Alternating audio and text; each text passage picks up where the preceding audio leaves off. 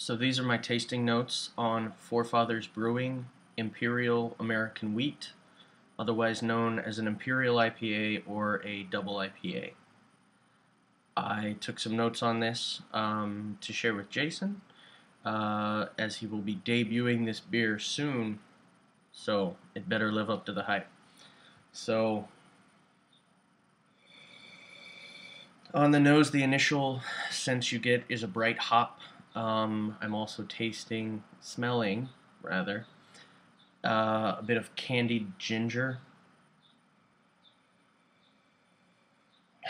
There's definitely some banana and green apple in there. A fresh hay, and surprisingly enough, if you take a really deep inhale, there's almost a bit of a bubble gum. I find that pretty interesting. And then there is a touch of solvent to it as well. For the mouthfeel,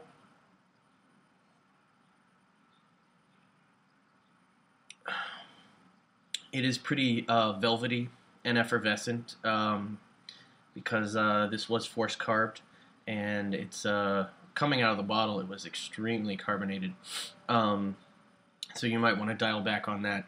But it is very cleansing. It doesn't stick to your palate, and I really like that. It's light and it's really drinkable. So that could be pretty bad at 7.5% ABV, but I almost see this as sessionable.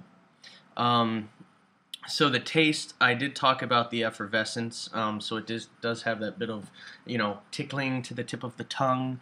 What I find really interesting about this, however, is that when you take a sip, the hops sting you, but then immediately they back down and give way to this breadiness, this biscuit, butter, this really smooth flavor that I really like. Okay, overall, this is a really good beer. It has a great balance, not too hoppy, not too bready. It has a very good balance, and I really like the ester profile. The smell, like I said, that the banana, the green apple, the bubble gum is really interesting. So I do like that. We didn't talk about the appearance, but you do have this honey golden color. I really like that. Pours with a brilliant white head, which is very pillowy, but it does dissipate rather quickly, and you can see that there's not all that much lacing. This is a 7.5%, so yeah, you don't expect to see a Belgian lace on here. For improvement, I would like to see a little more body to the beer. It just came off as just a little bit thin, for as big as it is on the nose and with the flavor.